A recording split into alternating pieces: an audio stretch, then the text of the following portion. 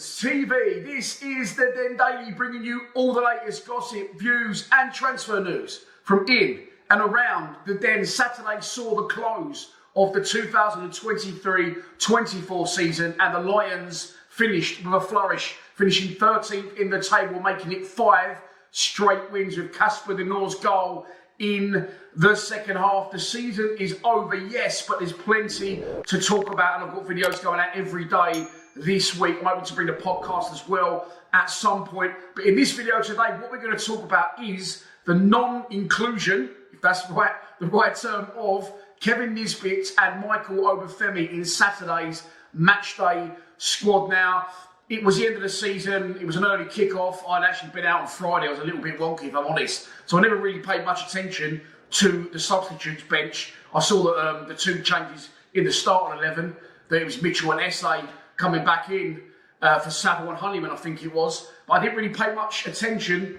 to the substitutes bench. But it was definitely brought to my attention after the game when Neil Harris released a statement. I think it's through the Southwark News or News at Den, it was definitely one of them, that he hadn't included Michael Obafemi or Kevin Nisbet in the squad. They was both left out for disciplinary reasons, and that definitely got tongues wagging and got people discussing what could potentially have happened. He did say disciplinary issues for both players, but he didn't elaborate on that. I posted it on social media, as I'm sure a lot of people did, and a very reliable source commented on one of my posts on social media, I won't say who, but very reliable, and said that Obafemi had been regularly late to training. When I saw it, first thing I thought is, and I will tell you what's happened in a minute before I get accused of starting any rumours, I thought, have they had a punch-up between them? Nisbet will probably win that, I'd say. I don't know if he can be bothered. A bit lazy, isn't he? I don't know. Anyway, they didn't have a fight. And I thought, have they gone and enjoyed themselves a little bit too much at the end of the season? The Wolves gone on a little bit of a bender.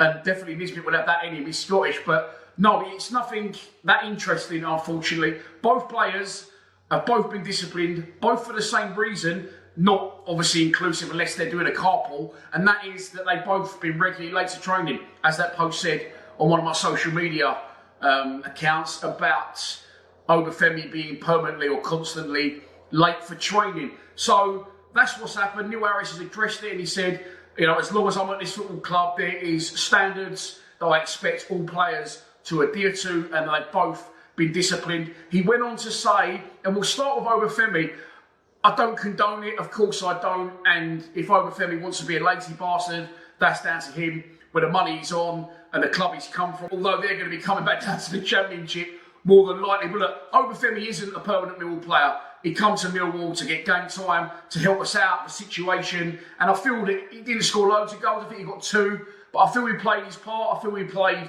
a role that didn't suit him as a player. I don't think Millwall really suits him as a player. Although he did seem to be really enjoying his time at the club. A few videos that I saw the official Millwall account put out on social media. He definitely seemed to be enjoying his time at the Den. So he's not a Millwall player. He's never going to be a Millwall player. Neil Harris has now come out and said that look, I didn't include him. He's had the disciplinary issues, and we won't be making a bid for him in the summer. He won't be a Millwall player again. So I've just said, sit this one out and go back to Burnley, or whether he's going to go on his summer holiday. So I don't condone it with Michael Obafemi, but I understand it more than Kevin Nisbet. I'm going to get onto in a minute. As I said, look, Obafemi, Premier League player, whether we like it or not, bought by Burnley from Swansea for big money, and he's probably come to get a bit of game time in London. Probably enjoy the London nightlife by the look of his social media account, and he's probably thought, oh, fuck this, I just turn up when I feel like it. I ain't going to stay here, so it don't really matter. Not the attitude he should have if he wants to progress in his career, and he'll probably get tarred with a brush now moving forward to say, he's a bit lazy, or he's got a bit of an attitude. So it is what it is, and Obafemi's gone. Now moving on to Kevin Nisbet. Excited when we signed him. We nearly signed him once, didn't we? It fell through, and we was all gutted. He said he had unfinished business at Hibs. And then he came to the club, and he hit the ground running during the summer. He was really, really strong. And he scored loads of goals in pre-season.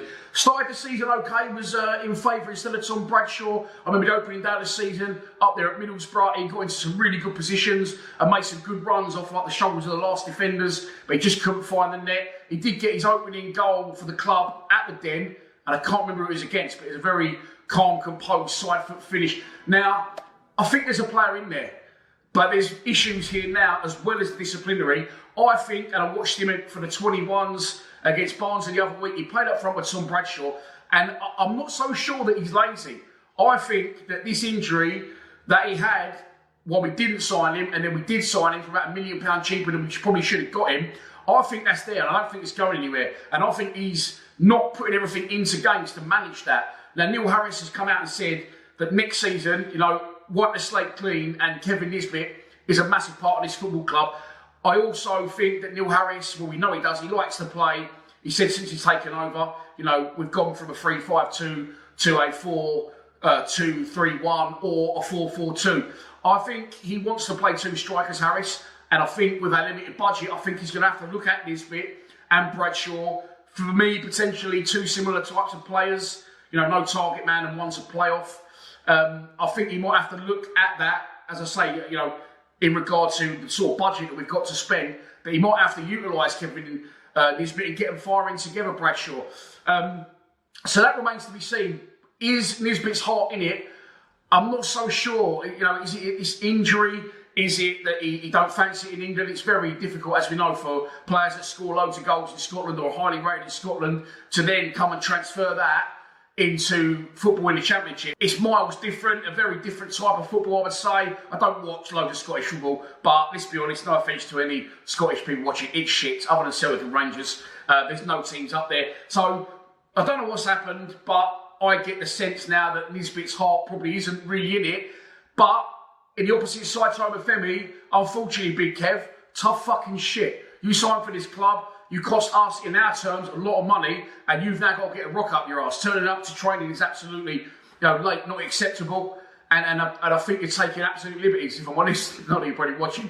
Although, I'm pretty sure someone connected to you might be on a chat with Middlesbrough, but look, it is what it is. He maybe lost a bit of confidence, lost a bit of heart. He hasn't been playing due to injuries, and maybe that's having an effect on him personally, and it's just making him a little bit downtrodden and a little bit, maybe it's not, I'm not interested in Millwall Football Club. Maybe he's not interested full stop on the minute. You don't know what's going on, in people's personal lives and inside his head. So I won't go all in on this bit. But Big Kev, you've got to get out of bed, mate. You've got to get to the training ground. I know the traffic's murder around Bromley. I'm the first person to absolutely hate on Bromley for that reason. That's why I try to never go there. But look, you're a Millwall player. You're contracted to the club. And right here, right now, I'll be honest, I can't see people queuing up to sign you. So he's got to get a rock up his arse. But Neil Harris has said he left Obafemi and Kevin Nisbet both out of the squad. Obafemi's gone back, never to be seen again. Cheers, Michael. But Kevin Nisbet is part of his plans for next season. So maybe this non-inclusion in the squad and a little bit of a bollocking, I no doubt he would have got from the gaffer. We'll stick a rocket up his arse. And look, I'd love nothing more than for him to get fit and get firing for us. Just we ain't got a lot of money, so at the minute, if he's not interested, he's looking like Bradshaw potentially, maybe Idemo Maku as our only striker.